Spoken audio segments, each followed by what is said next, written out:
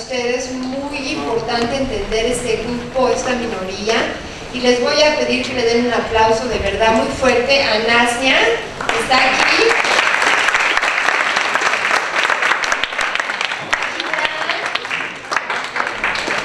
Y a Marco. Muchas gracias. Con este evento damos por terminado nuestros eventos extracurriculares. Ya no va a haber más este semestre, el que viene se van a poner igual de buenas o mejor, porque ya van a empezar los exámenes, en fin, todo esto, entonces lo damos por terminado. Ojalá les guste, al término me entregan su evaluación. Muchas gracias y bienvenidos, mis queridos. Adelante. Hola a todos, a todas y a todos los que están aquí hoy acompañándonos. Vamos a comenzar, falta por llegar Jessica, que es coordinadora de la Red de Juventudes Trans en México. Tuvo un percance en el camino, lo estábamos esperando, pero bueno, pues iremos dando inicio. Ya llegará y se incorporará, le daremos la bienvenida. Bueno, pues creo que es la primera vez que tenemos una actividad como esta, con un tema como este, que es tan relevante. Quienes ya han tomado clase conmigo ya saben que yo soy súper necia con estos temas. Quienes no, pues hola, ya nos encontraremos por ahí en algún momento. Creo que no se van a salvar de mí, a menos de que vayan a organizacional. Si no, pues ya nos encontraremos en el camino para hablar de todo esto una y otra vez.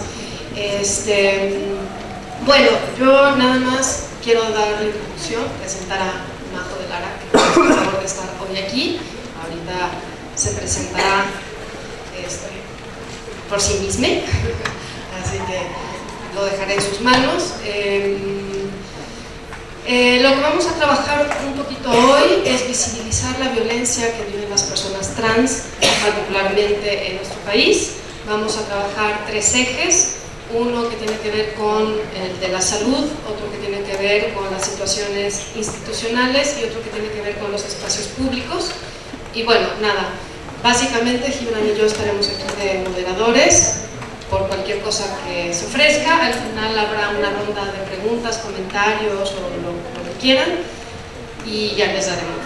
Para que esto pueda ser una cosa más dialogada, ¿no? Y que puedan pues, presentar todas las dudas que tengan o lo que sea. Bueno, pues sin más, empezaremos con el tema, si te parece, bueno, si te presentas, y sobre las cuestiones de salud, si nos quieres ir haciendo una introducción, y ya que llegue Jessica, se incorporará. Hola, pues yo soy Majo de Lara, estudié psicología en la Universidad del Claustro de Sor Juana, y desde hace un tiempo para acá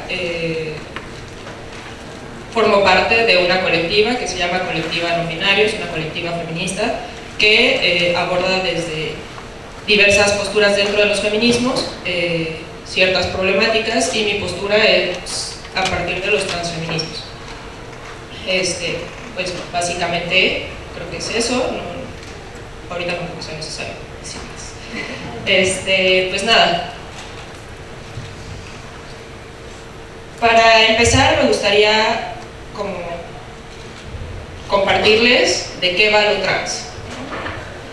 La definición más que abarca más, podría decir, es que una persona trans es aquella persona que no se identifica con el género que le fue asignado al nacer. Esto puede derivar en una gran gama de posibilidades, ya sean personas a las que les fue asignado el género mujer y que quieren transitar hacia pues ser reconocidas o reconocidos como hombres, y también aquellas personas a las que les fue asignado el género hombre y que quieren ser reconocidos o reconocidas como en el género mujer, y nosotros que somos personas que simplemente no nos identificamos con ese género que nos fue asignado y queremos ocupar otras posibilidades, ¿no?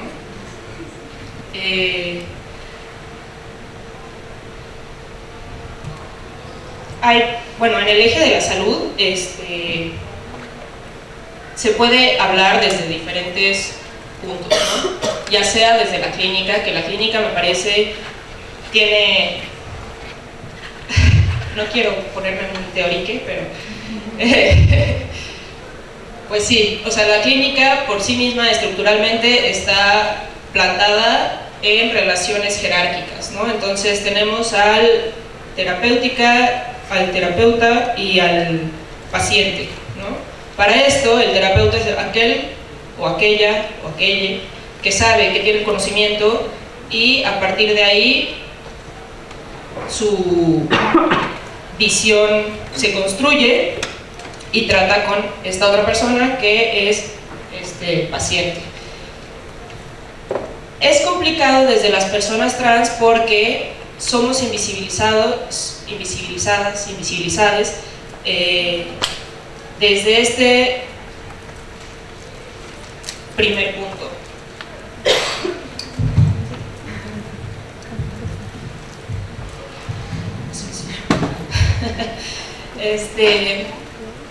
¿Por qué? Porque en el momento, bueno, han habido varios movimientos para la despatologización de las personas trans. ¿Y esto por qué? Porque, para empezar, el género es un constructo y no necesariamente dejar de identificarte con algo o no identificarte en ningún momento con algo que te fue asignado habla de una patología psicológica o psiquiátrica. Y bueno, eso por un primer momento. En un segundo momento, el hecho de que estemos dentro de una categoría psiquiátrica que conlleva muchas cosas, hace que socialmente no seamos reconocidos en muchos otros ámbitos. ¿Esto qué quiere decir? Que bueno, acaba de llegar Jessica. Si quieres presentarte, perdón. Hola, buenas tardes a todas y a todos. Mi nombre es Jessica Marján. Soy actualmente coordinadora de Red de Juventudes Trans México, una colectiva transfeminista. Soy una mujer transgénero y bueno,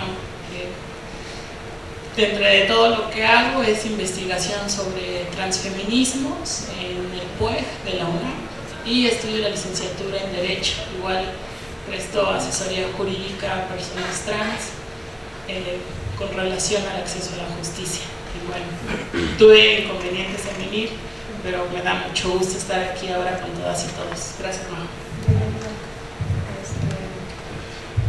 Pues nada, Jessica, estábamos hablando un poco de las problemáticas que hay en el ámbito de la salud, pues que vivimos, y estaba hablando un poco del conflicto que hay en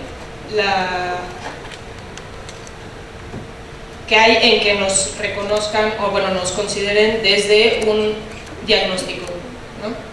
Estaba hablando de que eso provoca que seamos invisibilizados y no se nos tome en cuenta para ocupar espacios dentro de la sociedad. Desde la familia,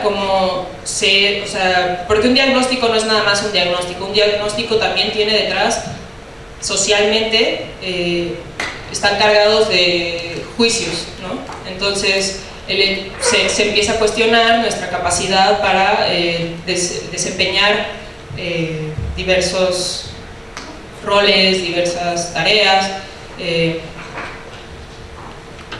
y pues mi experiencia en el ámbito de la salud es poca, porque yo llevo identificándome como trans desde hace unos 3 años y me he rehusado a entrar en esta dinámica dentro de la clínica, ¿no? Pero no nada más está la salud mental, también está la salud, pues, en general, ¿no? No sé cómo haya estado tu experiencia, cómo esté tu experiencia, conoces gente, mucha gente, bueno, no sé si mucha, pero conoces más gente trans que pues ha vivido situaciones de violencia dentro del ámbito de la salud. ¿Quieres platicarnos un poco de eso?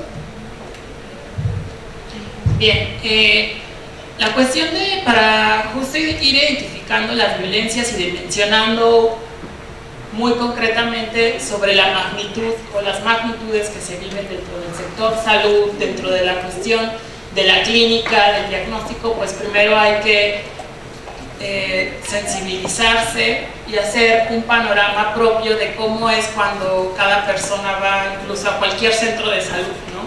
Bajo qué mentalidad va, bajo qué concepto tiene la sociedad en general y cuál es el concepto propio, ¿no? A veces hay mucha resistencia a asistir a los servicios de salud. Ahora imaginemos que si bien mucha gente a veces no va por cuestión de es que me van a sacar más cosas, es que no quiero justo caer en el diagnóstico de la enfermedad porque me van a hacer estudios, entonces hay como una resistencia al diagnóstico y en general a la clínica. Ahora, dimensionando el tema de las personas trans, pues imaginemos que todo lo que hemos visto normal o todo lo que hemos visto común, como que una persona nazca y se le asigne ser hombre o ser mujer por el hecho de tener genitales. Si tiene una vulva, asignan ser mujer, ¿no? Si tiene un pene, asignan ser hombre. Y eso lo vemos de lo más normal en este mundo, porque pues justo se ha normalizado esa práctica y pues es legitimada tanto por el discurso médico como por las instituciones jurídicas, en este caso el registro civil. Desde ese principio ya estamos partiendo de una normatividad de cuerpos y genitalizando la identidad de las personas. ¿Por qué? Porque no damos otra opción, solamente es ese binario, a través de los genitales. Nadie nos habla de que existe otra opción, de que la identidad puede ir más allá de ese binario. Siempre nos educan bajo esta línea rígida de rosa y azul, pero no solamente eso tiene un impacto a nivel del cuerpo, a nivel subjetivo, sino también tiene un impacto porque responde a una cuestión occidentalizada, globalizada, incluso política, ¿no? De pronto, el pensar desde dónde vienen estas estructuras que responden como a catalogar el ser mujer y el ser hombre, pues también es necesario comenzar a cuestionarlas. Eso en un principio es como la entrada al mundo, ¿no? La entrada al mundo es cómo se configuran las estructuras. Después viene la parte de las infancias, que es el tema de cómo se va desarrollando la personalidad. Y aquí yo lo hilo más bien mucho con el tema del libre desarrollo de la personalidad como un derecho humano. Y justo eso es lo que ocupa parte de cómo evidenciamos que hay una violación constante a incluso nuestra propia personalidad, ¿no? Pues cuántas veces todas y todos aquí no hicimos algo que a lo mejor no correspondía a nuestro género y nos regañaron, ¿no? O sea, nos dijeron, no, eso es de niñas, o no, eso es de niños.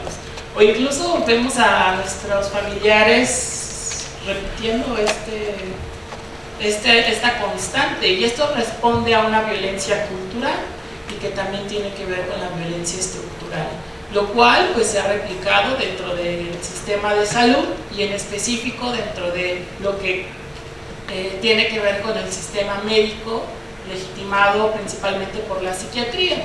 Aquí para entender de dónde vienen los términos transgénero, transexual, habría que remontarse a lo que es el DSM, ahora en su versión 5, donde pues están todos los desórdenes mentales, ¿no? Y cómo se tratan, cómo se catalogan, y pues a partir de eso nace y empiezan a configurar, ¿no? Entenderlo trans es entender que primero hay 3 T's, ¿no? Las 3 T's, no sé si aquí ya las mencionaron un poco.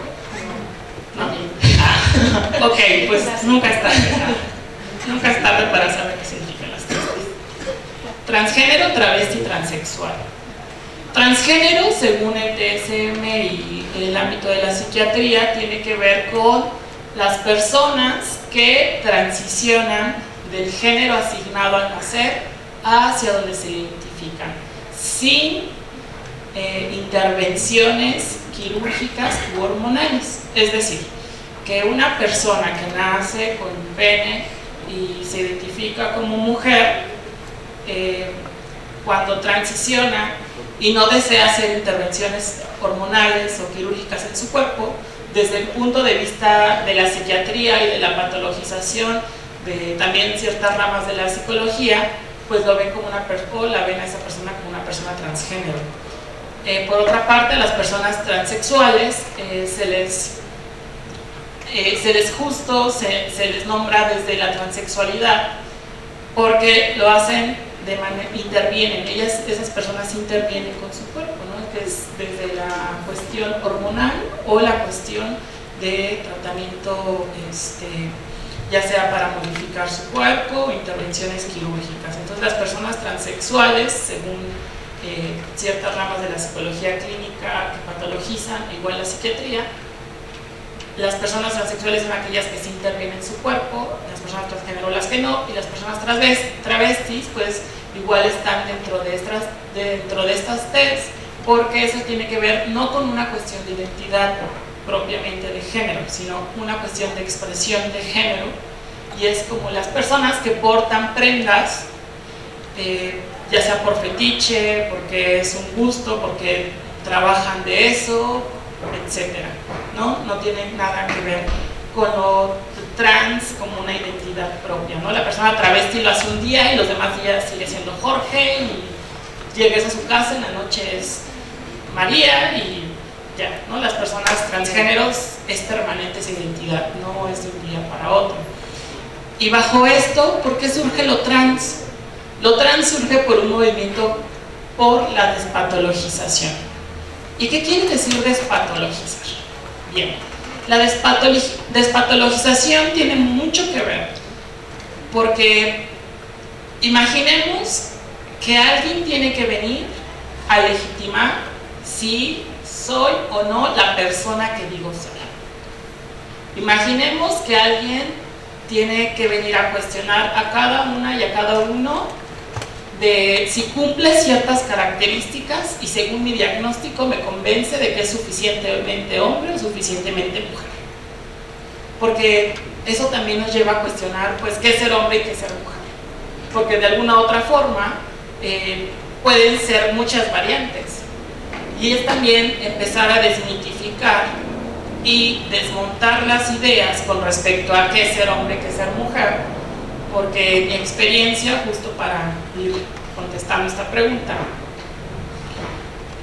tenía mucho que ver, pues esto lo que me impulsó a justo hablar ahora de estos temas, de interesarme, es porque lo viví. Yo asistía a la clínica de psiquiatría de la UNAM, ya que existía un programa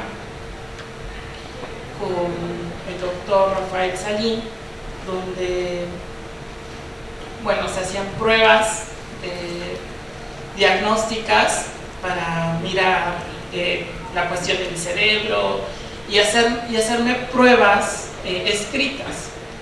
Entonces, cuando yo veía las pruebas escritas, me cuestionaba mucho la manera en la que me estaban evaluando, puesto que estas pruebas tenían preguntas muy estereotipadas, como ¿te gusta cocinar? ¿Te gusta cuidar niños? Si estás cocinando y suena el teléfono, vas y contestas, no contestas. Y había una incluso que decía, si estás en un restaurante y te preguntan dónde está el norte, tú sabes dónde está.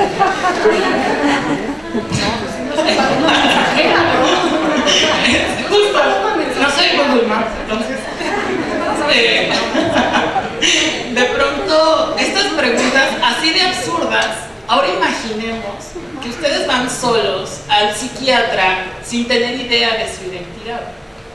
Porque no es que te lo enseñen en la primaria, ni te digan, oye, ni que toda la sociedad sepa sobre su sexualidad de principio y sobre la sexualidad en general.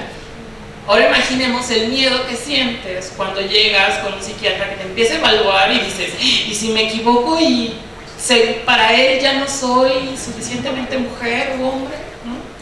O si soy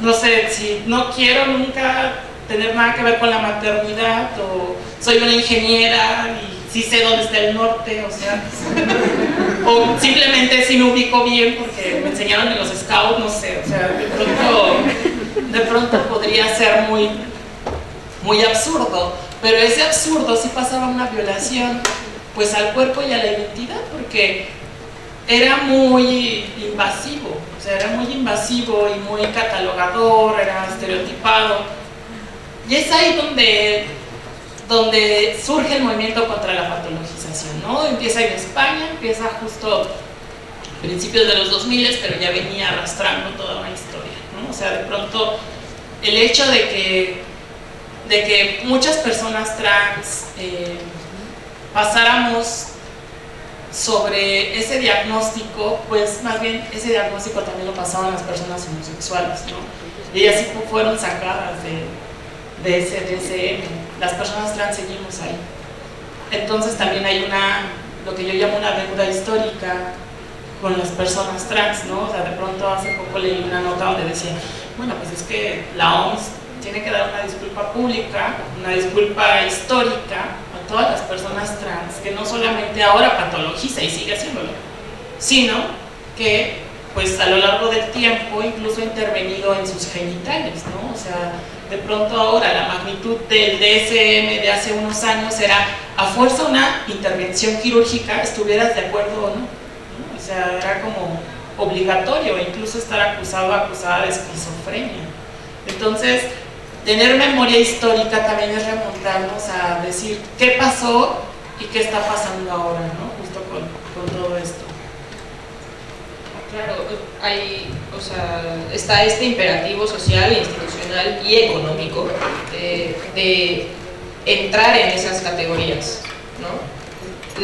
Si tú llegas a un consultorio queriendo, por ejemplo, si yo, Majo de Lara, llego a un consultorio pidiendo una mastectomía para quitarme los senos, no me la van a dar, y no me la van a dar porque yo no entro en esa categoría transexual, no entro en ese diagnóstico porque yo no cubro con esas, pues justo, sí, esos criterios en los que, pero criterios que se basan en cuestiones como súper estereotipadas del género, súper dicotómico.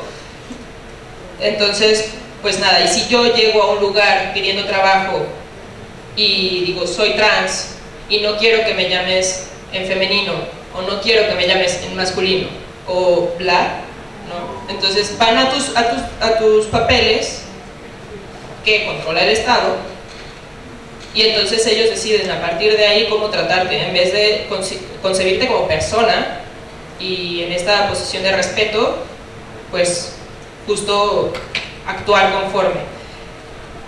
Y pues eso desde en lo económico, y para cambiar, por ejemplo, tu M o tu F o ¿qué es? M y H, en tu acta o tus demás papeles, o sea, de identificación oficial, pues nada, tienes primero que pasar por la clínica. Entonces ahí hay como un círculo súper vicioso de replicación de violencias hacia nosotros. Y pues sí, esto por ejemplo en las instituciones, en el Estado, Marjan, ¿nos quisieras platicar como qué onda con estas, pues tú estudias Derecho, tú tu activismo está súper metido en estas cuestiones y pues nada, sabes cómo está la situación en México? Pues bien, creo que hay una frase muy curiosa que siempre escucho allá en la calle, ¿no? Que es como de, pero pues si ya tienen más derechos y la sociedad es diferente. Lo cierto es que, pues no, lo cierto es que yo creo que hay que entender algo y poner la palabra dimensión, ¿no? O sea, la dimensión que se vivió hace unos años sí era completamente distinta. Sin embargo, no ha terminado la violencia ni cesado. el tener un marco jurídico que ya pueda de alguna u otra forma intervenir en casos contra la discriminación, contra estos pues abusos de autoridad, que pueda garantizar de alguna u otra forma el ejercicio pleno de nuestros derechos humanos, no significa que dentro del tejido social y las dinámicas del día a día deje de suceder. Esto se puede palpar cuando miramos el rezago que tenemos en general pues las personas trans, ¿no? O sea, de pronto yo aquí compartiendo con ustedes no es como porque yo venga y represente como a todas las personas trans, ¿no? O sea, de pronto represento una parte que viene y trae voces de otras voces, ¿no? O sea, de pronto yo puedo posicionarme desde un punto que puede tener un privilegio, ¿no? De ser estudiante, de ser universitaria, de ser defensora, de justo tener herramientas tanto académicas, ¿no? Y que justo tengo el apoyo de mi familia. La realidad para muchas personas trans es que de principio su familia no les apoya, son expulsadas del hogar. Entonces, eso que sucede dentro de esto, pues justo me trae aquí, ¿no? O sea, más que el traer como toda este bagaje que puedo como mencionarles, lo cierto es que allá afuera mis compañeras y yo justo seguimos siendo acosadas, ¿no? ¿Y cómo se traduce esto en las instituciones? Pues bien, ya existen mecanismos aquí en la Ciudad de México como COPRED, que es el Consejo para Prevenir la Discriminación, que puede intervenir en situaciones que tengan que ver con discriminación, que puedan ser por parte de particulares, es decir, una empresa, una persona moral, etc., o por situaciones del Estado. También está la Comisión Nacional de Derechos Humanos para cuando autoridades de nivel federal pues violentan derechos humanos, o la Comisión de Derechos Humanos del DF, ahora CDMX,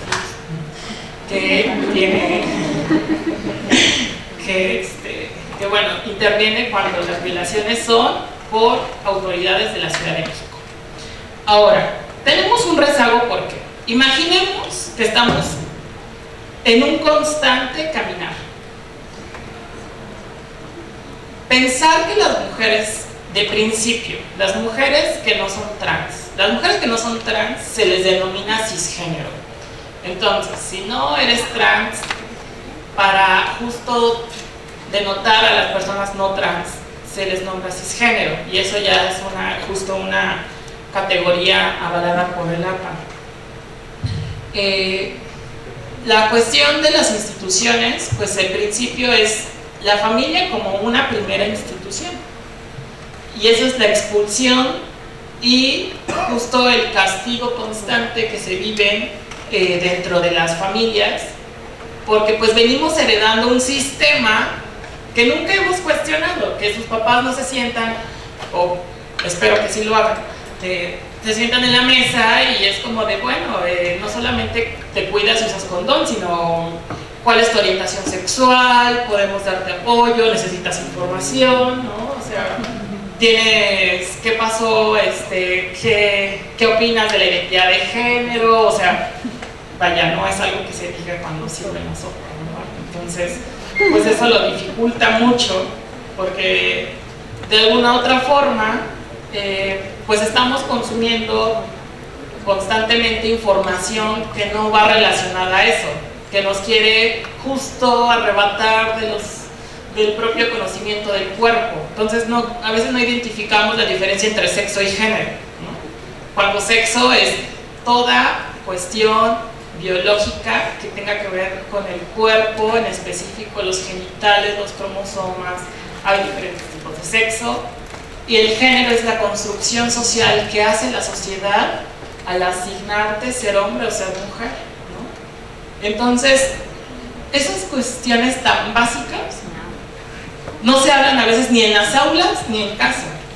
Entonces, ya tenemos dos instituciones, tanto el sistema educativo como la familia como institución, Y imaginemos a una persona, y lo puedo eso tanto asegurar de propia voz como de las voces de compañeras y compañeros trans, sobre la violencia que se vive en los centros educativos, no solamente por compañeras y compañeros, ¿no? Sí, en la primaria, sino también por los directivos y las maestras, ¿no? Recuerdo mucho que la percepción que tenían de mí en la infancia, pues decían, no, o sea, cuando yo nací me asignaron el nombre de Jesús Aarón, entonces toda la, o sea, pues parten del hecho de que haber nacido con un pene, pues me van a nombrar con nombres, ¿no? Nombres de hombre. Entonces, Jesús Aarón, bueno, voy a la escuela, los alumnos y las maestras perciben a temprana edad que mi comportamiento no era el esperado de un hombre, ¿no? De un niño. ¿Por qué? Porque pues bueno, yo comenzaba justo a simplemente a juntarme más con las niñas, comenzaba a justo cuestionar como de, bueno, ¿por qué tengo que tener el cabello corto? Y una serie de cuestiones que más bien no era como de vamos a hablar como cómo es tu personalidad, sino era como un castigo, ¿no? Entonces, el castigo, pues vivimos venimos heredándolo desde el cristianismo, desde la cuestión religiosa, y siempre apostamos porque todo debe ser castigado.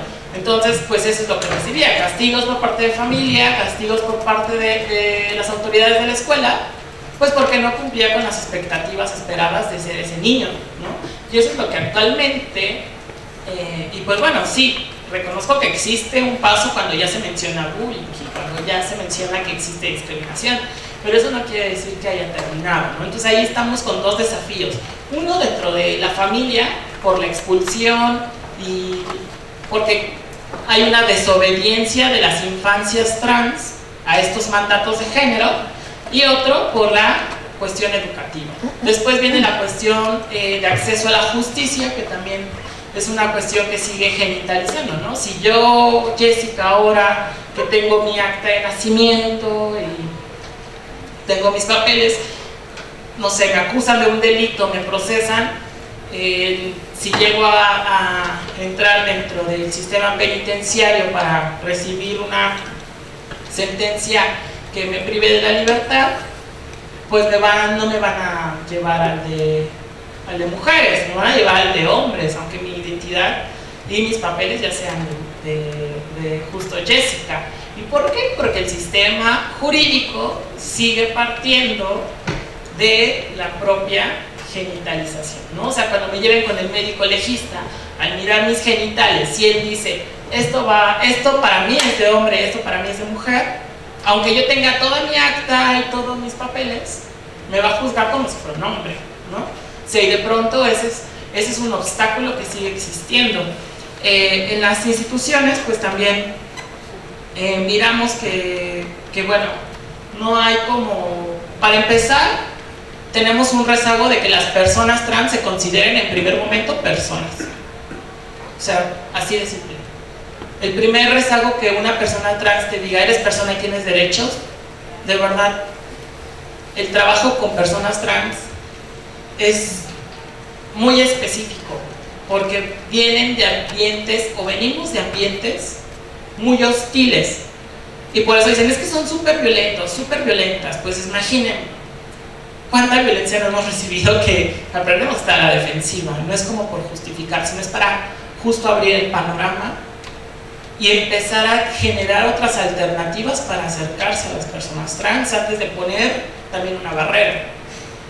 Y eso es lo que pasa con las autoridades, que por muy autoridades que sean, y aunque sepan que tienen que apegarse a un Estado de Derecho que les obliga a respetar los derechos humanos, bien antes de ser autoridades, son sujetos que están dentro de una sociedad y que vienen heredando todo este tejido social, y con todo esto que hemos hablado de los mandatos de género, toda esta violencia.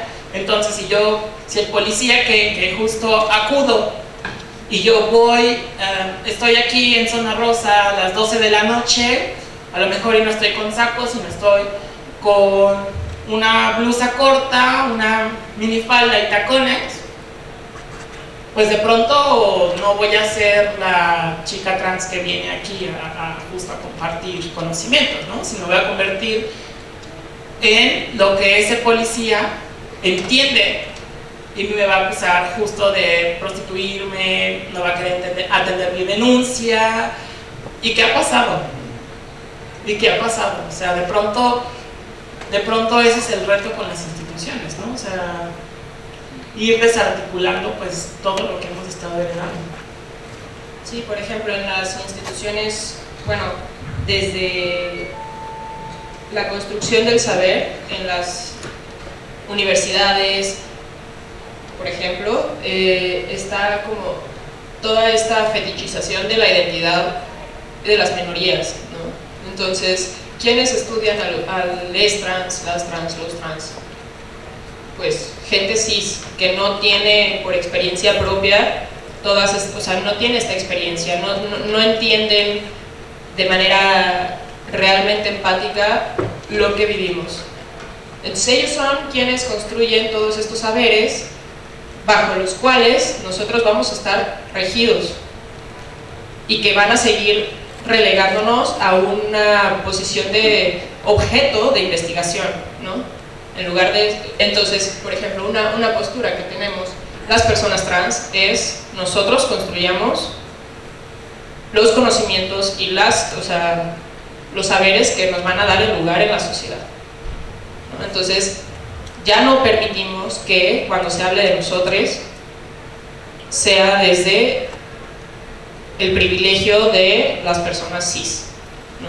Ya no permitimos que se hable de nosotros como objetos de investigación. Nosotros somos sujetos de investigación. Nosotros somos quienes construimos nuestros saberes. Entonces, por ejemplo, con esta visión están pues los transfeminismos y hay como movimientos dentro del ámbito académico que luchamos por precisamente esto. Entonces, pues, eso como otra forma de violencia que se vive dentro de las instituciones, por ejemplo, educativas, ¿no? Desde esta institución académica, pues.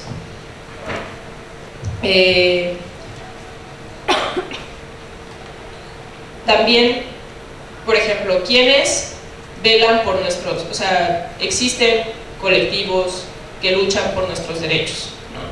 Pero ¿quiénes están ocupando los lugares en el Estado que toman las decisiones? Ahí hay otro rezago en la política institucional, ¿no? ¿Cuántos políticos o políticas conocen trans? Y si están, los matan, ¿no? Por ejemplo, a la chica del PRD. Y entonces eso es una complejidad de violencias que están insertas en la sociedad,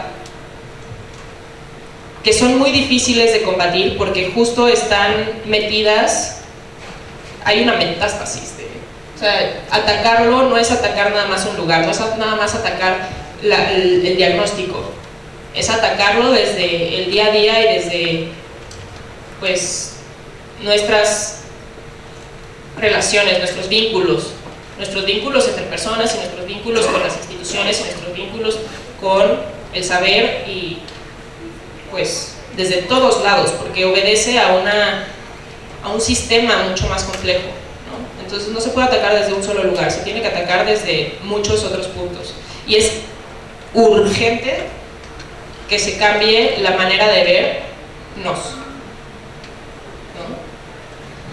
Es urgente que se tome en cuenta nuestras experiencias.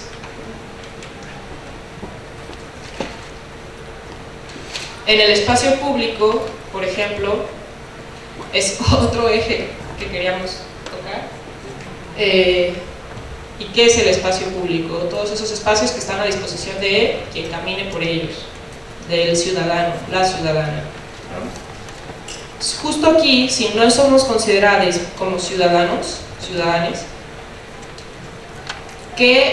¿cómo vamos a ocupar los espacios públicos? ¿Con qué seguridad ocupamos los espacios públicos? ¿No? Entonces, justo porque las personas de a pie, ¿no? tienen como herencia todos estos constructos que se han hecho alrededor de nuestras subjetividades, reproducen, ya sea por ignorancia o por mala fe o por el motivo que quieran, reproducen violencias.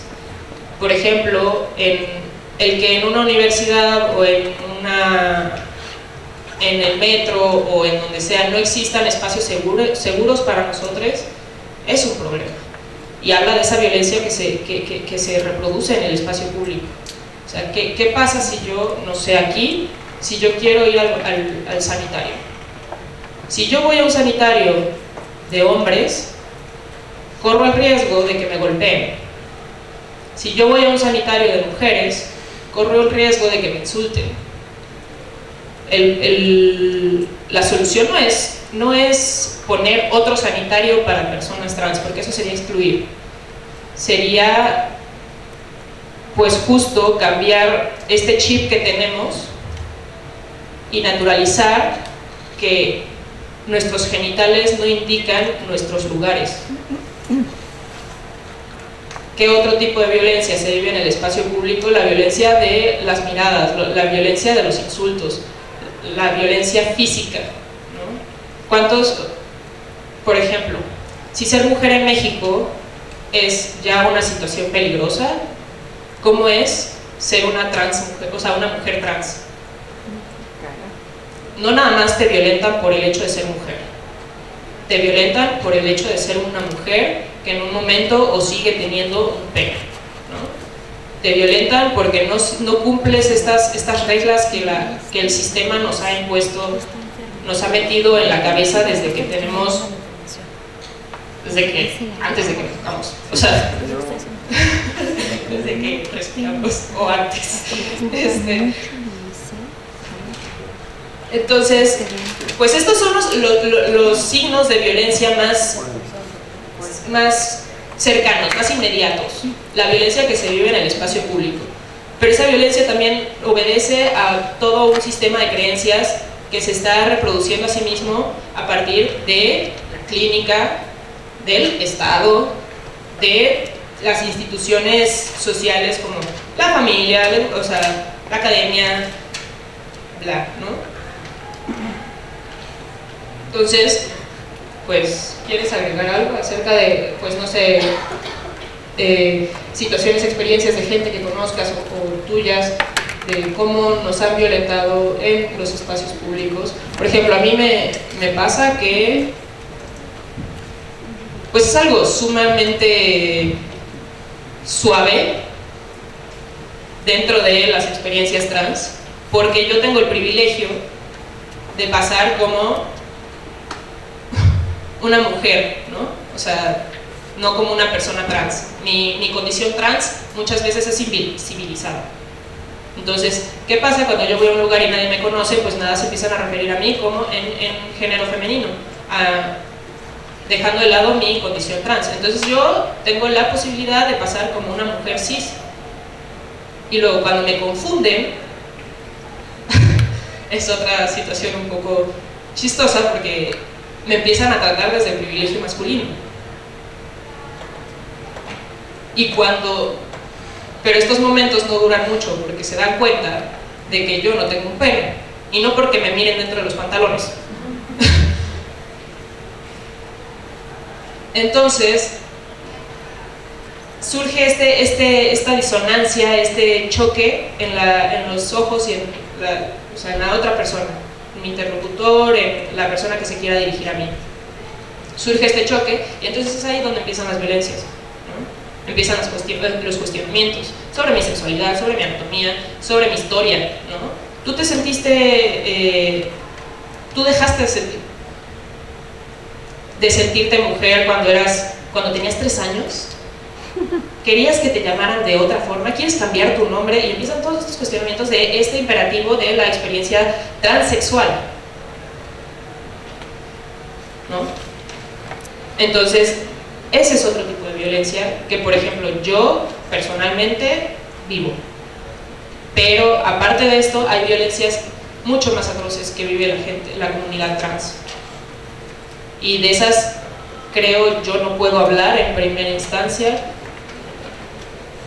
pero puedo comunicarlas y podemos. No sé, ¿quieres decir algo acerca de esto? Sí, justo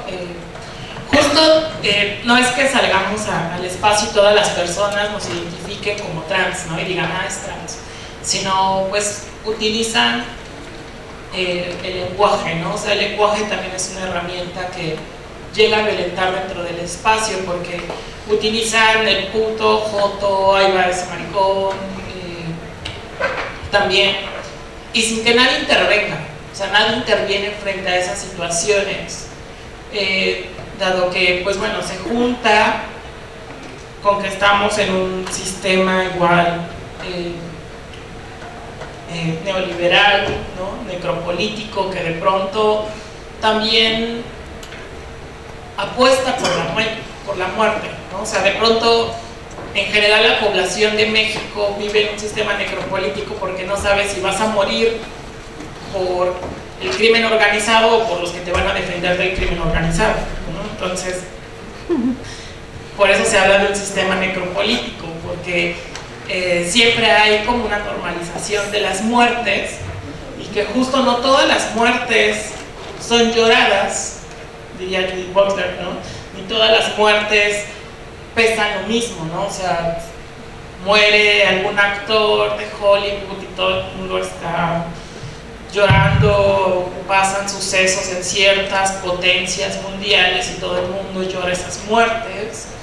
Sin embargo, las muertes justo de 7 mujeres al día aproximadamente en México a causa de feminicidio, nadie las llora, ¿no? O sea, solamente las propias mujeres que vivimos con miedo, ¿no? O sea, de pronto el espacio público en sí es agresivo con todas las personas, específicamente con las mujeres.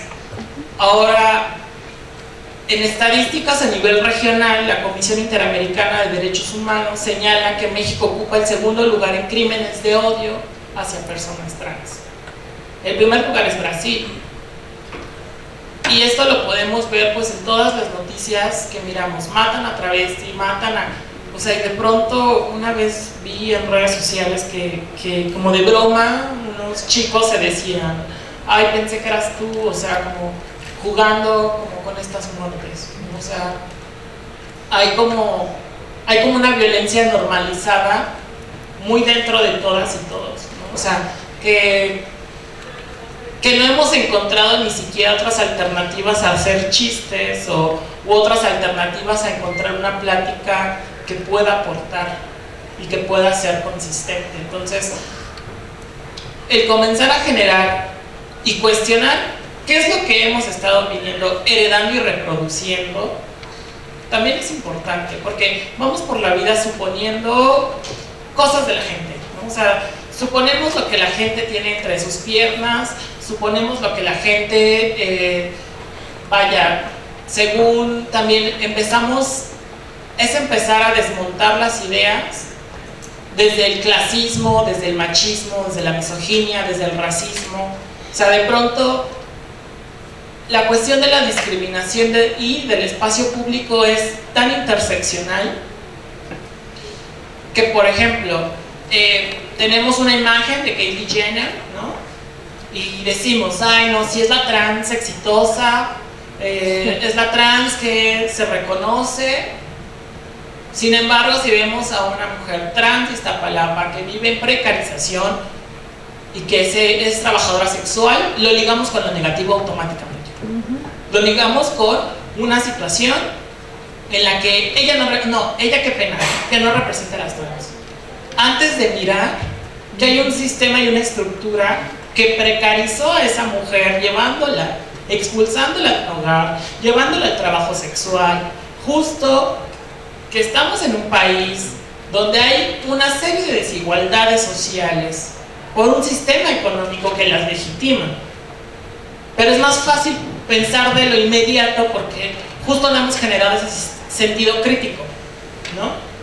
Y que de pronto, antes de reconocer historias de éxito y de fracaso, es necesario reconocer historias de lucha y ver que Kylie Jenner sí es trans, pero tan valiosa es Kylie Jenner como tan valiosa es la mujer trans que vemos en Tlalpan y que está más expuesta a que la asesinen y que probablemente ella tiene que luchar noche tras noche por ganarse la comida, la vivienda, porque este sistema la ha precarizado y porque probablemente tuvo que dejar la escuela por la violencia y probablemente fue expulsada no solamente de su hogar, sino de una serie también de espacios, ¿no?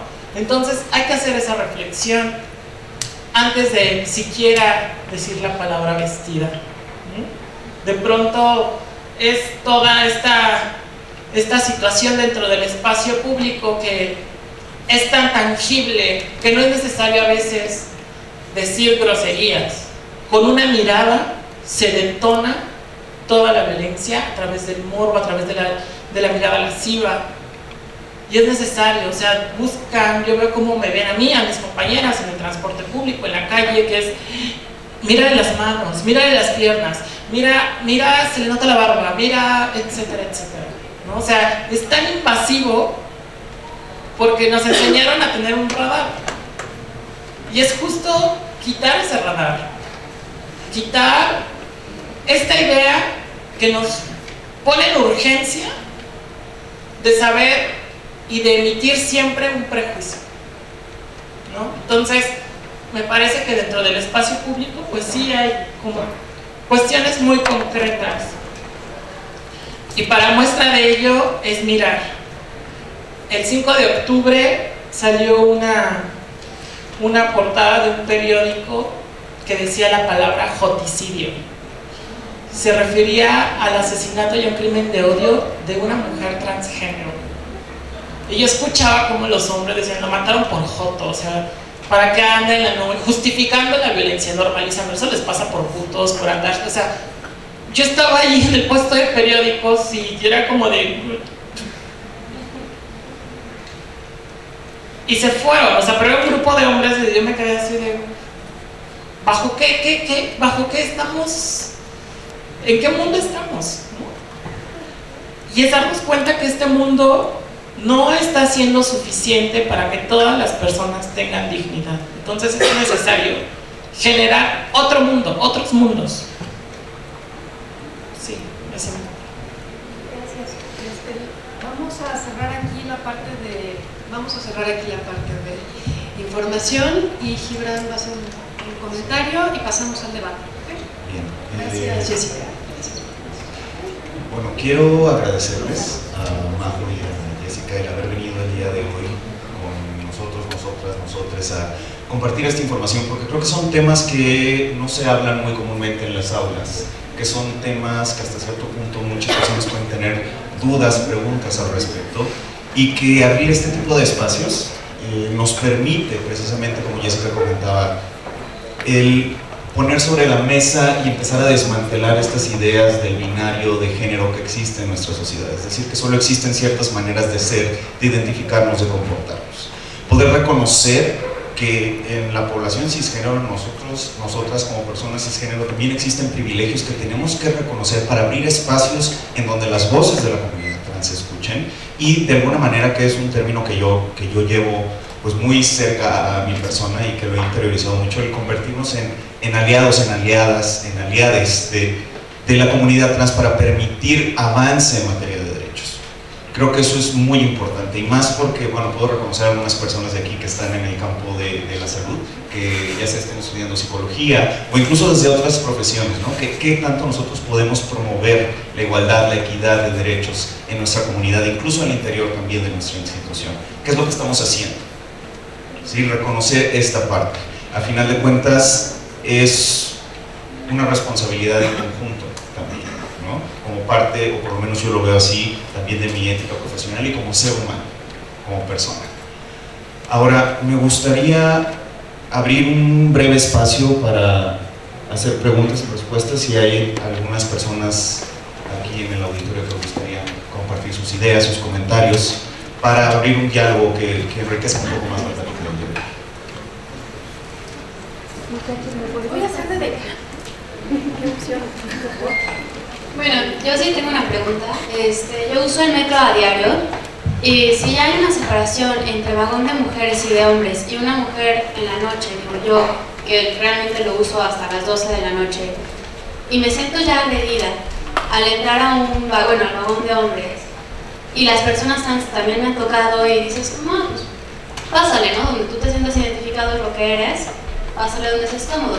Y sí me ha tocado que los corren o las corren de los diferentes vagones. Ahí yo, ¿cómo puedo actuar? O sea, porque sí me ha tocado que dices como, no, pues, no está haciendo nada, que se quede, ¿no? Es un vagón, todo el mundo paga 5 pesos para que entre al metro y llegue al lugar que debe de llegar. Si ya hay la división de vagón de femenino a combinado, básicamente, y ahí ya es como agresión a cualquier persona, y en el de femenino, las mujeres, sobre todo más grandes, se ponen muy violentas cuando entra algo que no están acostumbradas. Yo ahí cómo puedo reaccionar para ayudarlos.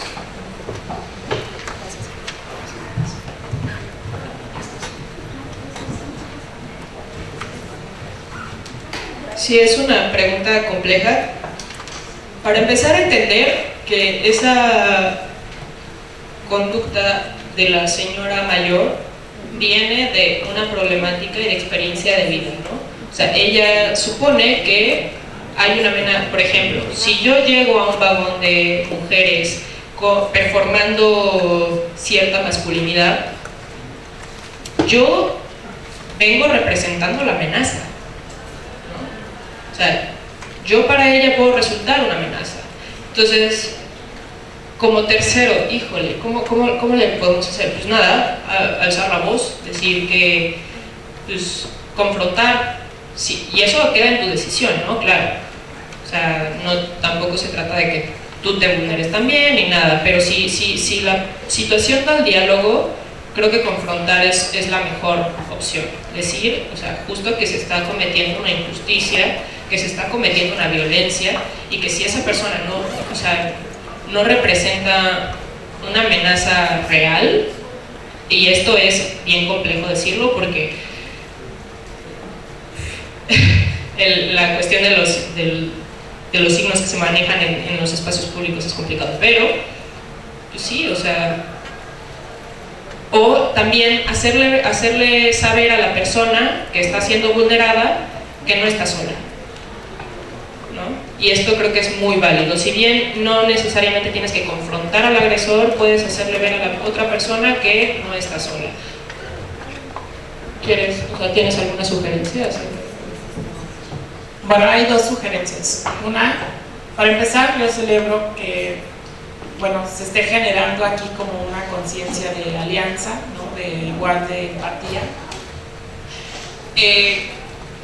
Me parece, y refuerzo la idea, que frente a este clima de violencia, la empatía es un acto radical, ¿no? La empatía viene a transformar a partir de que yo escucho, yo veo, justo genero alternativas.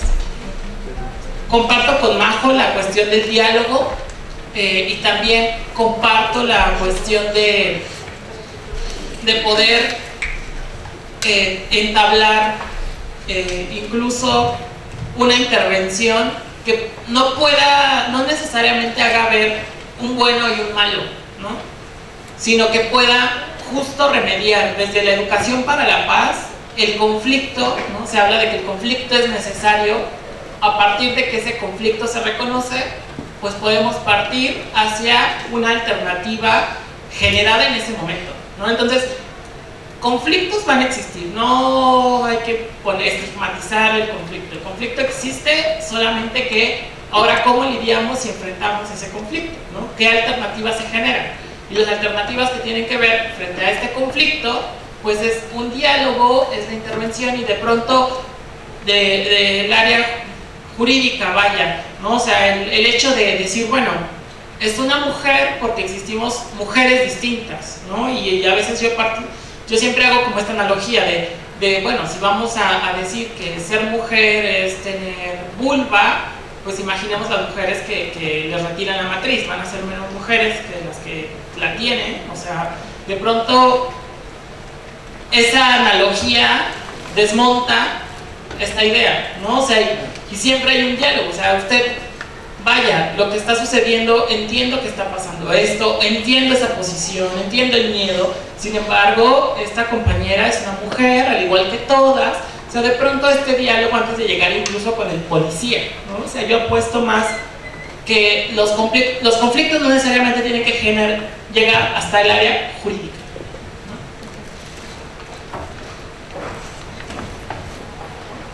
Bueno, primero gracias por compartirnos todo esto y yo tengo una duda de cómo se tomaron la parte de los hijos, o sea, porque esa parte de cambiarte de género ya supongo que implica el no tener hijos propios biológicos.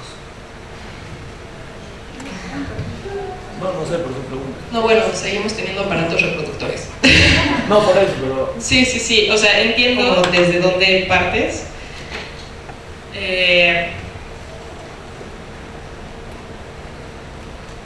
El hecho es como, ¿por qué no lo pensamos con algo más familiar? O sea, algo más familiar en cuestión de proximidad. Es como cuestionar que una pareja de lesbianas no pueda tener hijos. Eso desde la parte de los roles, ¿no? Y desde la parte biológica, claro, el recibir hormonas, son cosas que se tienen que tomar en cuenta para al momento de meterte a intervenciones hormonales o quirúrgicas, ¿no? Claro, o sea, si yo quisiera tener hijos propios, yo quisiera, o sea, pasar un embarazo, pues nada, tendría que no tomar en ese momento hormonas o testosterona, por ejemplo, o tendría que omitir o postergar una operación si es que quiero intervenir mis genitales y mi aparato reproductor, porque no todas las personas quieren, no todas las personas trans transitan hasta el otro lugar, no todas las personas trans, o sea, bueno, por ejemplo, si yo me identificara como hombre, no tendría que hacerme un cambio o sea, una intervención quirúrgica que modifique mis genitales ni mi aparato reproductor. No es necesario, pero hay gente, cuando la gente quiere transitar hasta ese otro lugar, claro, pasa por un proceso de terapia, o sea, también es la justificación que existe alrededor de las terapias hacia personas trans antes de una intervención, ¿no? Como medir hasta dónde quiere llegar, medir hasta o sea, las consecuencias de lo que sus alteraciones al cuerpo van a traer. En las mujeres trans, como, o sea, bueno, no sé, ¿quieres hablar acerca de otras mujeres o gente que quiera, o sea, que tome esto en cuenta, la paternidad, la maternidad, la crianza, porque no nada más se centra en dos? Eso también habla de privatización de la familia, bla, bla, pero... Es muy curioso porque hay dos panoramas. Uno, que es, hay que entender que todas las personas trans identifican que son trans desde la infancia. Hay quien lo identifica momentos posteriores a la infancia. En cualquier momento de su vida una persona puede decir, esta persona no me representa. He estado viviendo en un cuerpo, en una identidad que no me representa, y lo puede ser en cualquier momento de su vida. Entonces hay personas que hacen incluso una familia y después transicionan, ¿no? O sea, ese es un primer momento de desde dónde puede empezar una paternidad y una maternidad trans, ¿no? O sea, tenemos ahí al padre de familia que después justo comunica que él ya no es el padre de familia, ¿no? O sea, que a lo mejor el significado y el símbolo y el significante de padre ahí va a estar, pero esa persona va a ser otra, va a performar otra identidad. La cuestión de aquí una violación que se hace constantemente haciendo lo que decía Majo es que a las personas trans no les dicen que con el tratamiento hormonal se les llega a un momento de esterilización. Entonces esa es una grave violación a sus derechos sexuales y reproductivos. Y pues por último, la cuestión del ejercicio de la paternidad y maternidad pues se puede ver muy sensacionalista en los medios cuando dicen del hombre embarazado, ¿no? O que una mujer, si por ejemplo en este caso Majo se identificara o llegara a identificar como hombre trans y quisiera ejercer su paternidad, y yo como Jessica tuviésemos una relación sexual donde decidiéramos yo ser madre, ser padre, podríamos hacerlo. O sea, de pronto el reforzar también esta información pues es importante. ¿Alguien más? Yo. A ver, Camila, luego voy a... Mencionabas la empatía como una alternativa, pero en el espacio público, que es el lugar donde se ejerce más violencia, ¿qué alternativas dan como para incluir o naturalizar a todas las sexualidades periféricas?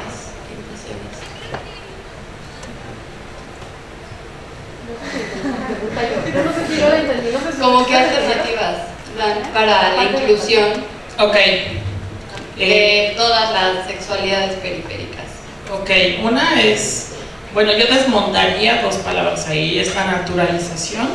O sea, dejemos de ver que hay cosas naturales y que no son naturales. O sea, de pronto lo natural sería que si alguien aquí tuviera un paro cardíaco y falleciera, nadie le salvara. O sea, porque es el ciclo de la vida y es natural. Y bueno, pues así pasó. Ajá, y pues ya, la gente se muere. O si alguien se le electrocuta, bueno, pues ya, le tocó. O sea, no, de pronto hay que desmontar esta idea de que lo natural viene a ser lo mejor porque no lo compramos. Nos lo vendieron y lo compramos. Desde la toalla femenina, que es natural, y desde todo este sistema que nos dice lo natural es lo mejor. O sea, lo natural es una construcción social. Y es que un grupo de personas dice, esto es natural, esto no, esto sí, esto no. Entonces hay que quitar primero la idea de natural y más bien comenzar a reconocer la diversidad. No tiene nada de malo reconocernos diferentes, iguales en derechos, diferentes dentro de toda la diversidad. Poner en el centro, decir que hay una periferia es decir que hay un centro, y más bien no nos damos cuenta que todos y todas somos de alguna u otra forma una periferia en algo. Entonces, de pronto yo siempre comento si para el primer paso, como en una guía, ¿no? El primer paso para entender a las personas trans es reconocer tus propias transiciones. Que de pronto, sí, yo transicioné del género que me asignaron al nacer. ¿Tú de qué transicionas? Esa sería la pregunta, ¿no? ¿Tú qué transicionas? No eres la misma mujer que eres ahora, la que va a ser en 5 años, en 10. De pronto el reconocer que nadie es lo suficientemente normal, ni nadie es lo suficientemente heterosexual, ni cisgénero, ni azul, ni rosa, también es quitarnos esa angustia, ¿no? De saber qué tan suficientemente sí masculinos y femeninos somos, ¿no? O sea, de pronto es un ejercicio propio, introspectivo, que justo es empático, escuchar qué está tratando, qué mensaje me está dando esta persona y quitándome de mis prejuicios. Sí, es un proceso que vaya, dura mucho, pero uno es no estar en soledad. No tenemos por qué estar en soledad cuestionando estas cosas y por eso existimos colectivas, existimos organizaciones, existimos esta clase de foros. Ya somos una colectividad que estamos partiendo de algo, no estamos solos ni solas, ¿no? Entonces, pues justo es eso, o sea, esa alternativa de reconocer tus propias transiciones, reconocerte dentro de la diferencia, ¿no? De yo lo normal, pues ellos ahí, los de la periferia, pues les voy a hacer el favor de incluir, no. Soy parte de él, son parte de mí. Si hay un acto de violencia, antes de verlo como de, es que luego no quiere, no, es como decir, vaya, ¿a qué responde ese acto de violencia? ¿Qué trasfondo tiene? ¿Yo cómo reacciono y no caigo en el círculo de violencia? ¿No? O sea, de pronto es también generar, es muy bello un taller que tenemos en Red de Juventudes Trans que se llama Estrategias Colectivas para generar espacios libres de violencia. Y partimos de que lo afectivo es político. Entonces, la cuestión afectiva tiene mucho que ver con cómo nos conducimos en los espacios y en la toma de decisiones, ¿no? Entonces, es ir complejizando, pero tampoco angustiándome, decir, esto es angustia, esto me da ansiedad por tal, esto es una expectativa, o sea, ponerle nombre a las cosas no es etiquetarlas, es generar referentes para cuestionar esos referentes. Bueno, mi pregunta es sobre la parte de intervención quirúrgica. Creo que mucha gente no sabe, como ustedes decían, que no solamente existe la transexualidad, sino también el transgénero y la gente transvesti. Pero muchas veces hilan que todos los trans tienen que hacer una intervención quirúrgica. Entonces yo discutiendo con una persona, esta persona me decía, es que yo no creo que sea necesario que alguien se haga ese tipo de intervenciones porque es algo frívolo, ¿no? Entonces a mí me causaba mucho conflicto y no logré hacerle entender a esta persona que eso no es una enfermedad mental, porque además lo veía de esa forma. Entonces, ¿cómo hacerle entender a alguien que esta intervención quirúrgica no es frívola y que va mucho más allá de eso? Frívola. Pues primero desmontando, ¿no? Desmontando de qué, o sea, los valores que se le atribuyen a ciertas partes del cuerpo. ¿Por qué? Por ejemplo, no nos vayamos tan abajo, ¿no? Si yo me quiero quitar los senos, ¿por qué a mí me ponen una serie de reglas que aquella persona que se los quiere aumentar no se los pone, ¿no? ¿Por qué? Bueno, esa sería una interrogante que pues, les dejo para que reflexionen.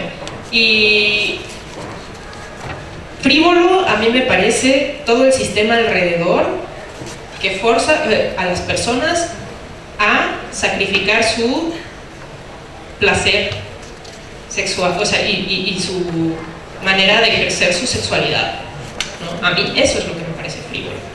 Entonces entender, no, o sea, claro, no pongo a las personas transexuales que deciden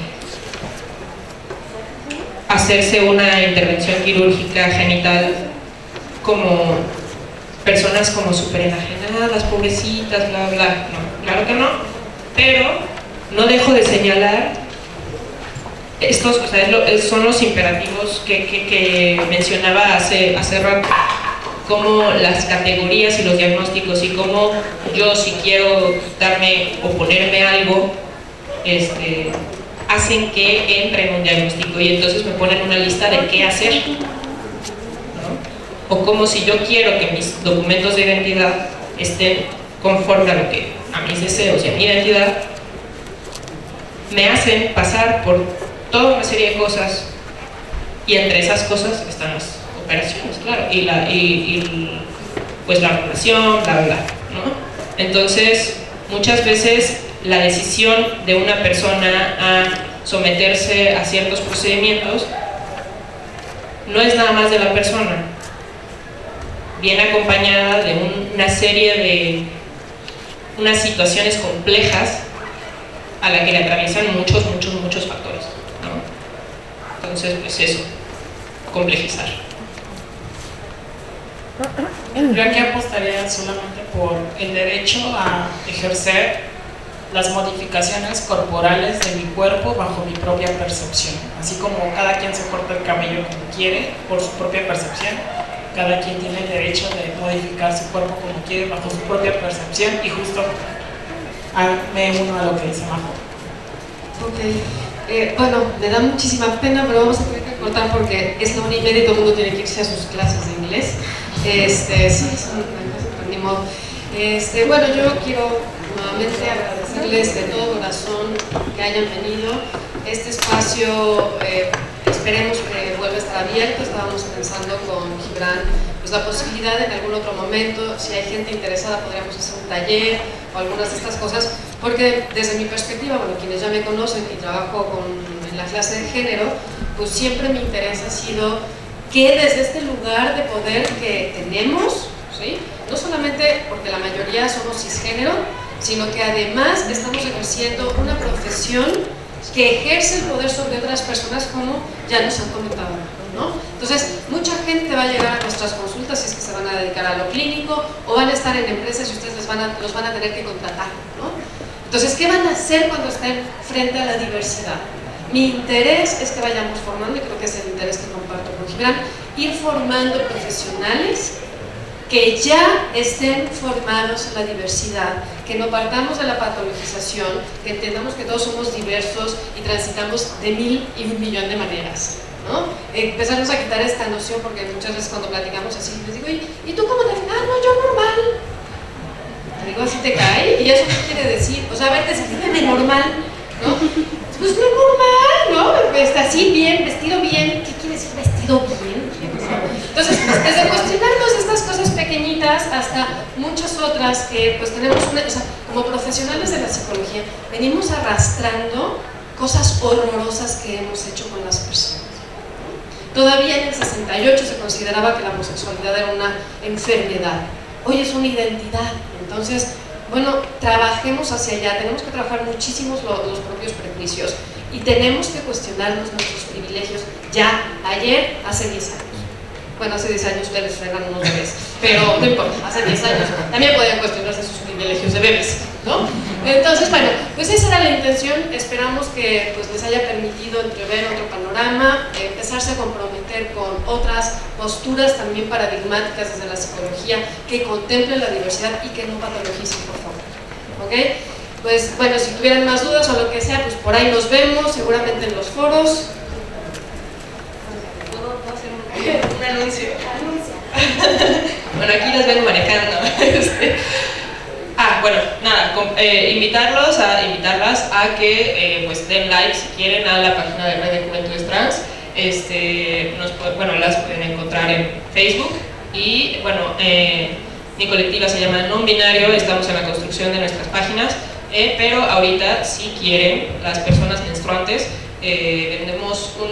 traemos unos boletitos de rifa si quieren entrarle, es para recaudar fondos para asuntos que tenemos de la colectiva. Nada, aquí, el capitalismo casual. Pues sí, no sé quién agregar algo más. Bueno, yo empiezo a agregar.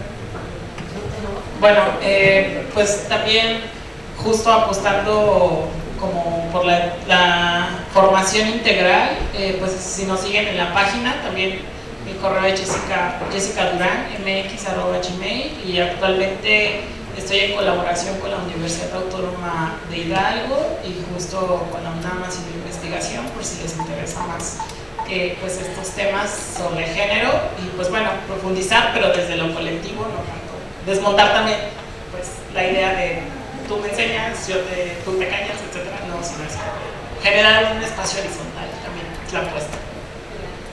Pues nada, yo les entrego sus reconocimientos.